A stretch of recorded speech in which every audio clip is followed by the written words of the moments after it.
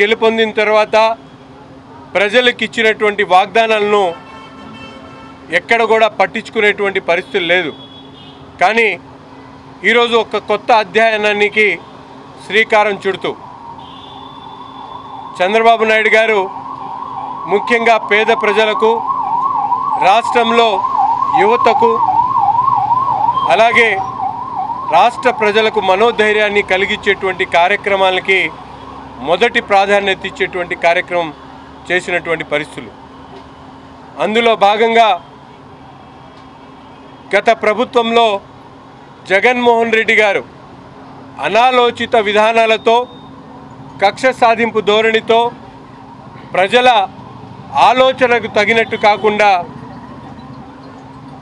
తనకిష్టం వచ్చినట్టు పరిపాలన చేస్తూ చెప్పినటువంటి వాగ్దానాలను కూడా ఏ ఒక్క వాగ్దానాన్ని కూడా నెరవేర్చకుండా రాష్ట్ర ప్రజలను భయభ్రాంతులు గురి చేసేటువంటి విధంగా పరిపాలన చేసినటువంటి పరిస్థితులు. ఈరోజు ప్రజలు పెద్ద ఎత్తున అధికారాన్ని కట్టబెట్టినా కూడా ప్రజల శ్రేయస్సు కోసం ప్రజలకు ఇచ్చినటువంటి వాగ్దానాల మీద నిబద్ధత కలిగినటువంటి నాయకుడిగా, ఒక కమిట్మెంట్ కలిగినటువంటి లీడర్గా చంద్రబాబు నాయుడు గారు ఈ 5 కార్యక్రమాల మీద మొదటి సంతకం చేయడం అనేది చాలా గొప్ప విషయం.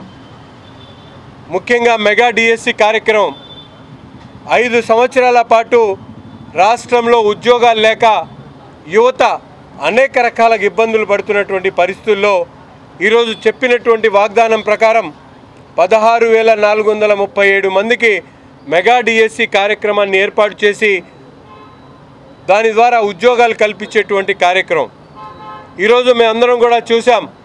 గతంలో ఎప్పుడు కూడా ఏ ప్రభుత్వం చేయనటువంటి విధంగా ఈరోజు ఉద్యోగ కల్పనలో కానీ, అలాగే యువతకు అవసరమైనటువంటి స్కిల్ డెవలప్మెంట్ ఈరోజు ఎక్కడ కూడా భారతదేశంలో ఎక్కడ లేనటువంటి విధంగా ఎవరికి ఎటువంటి స్కిల్ ఉంది, వారిని ఏ విధంగా డెవలప్ చేయాలి, రాబోయేటువంటి 10 సంవత్సరాల పాటు యువతకు ఒక మంచి దశను దిశను ఏర్పాటు చేసేటువంటి కార్యక్రమానికి శ్రీకారం చుట్టినటువంటి పరిస్థితులు.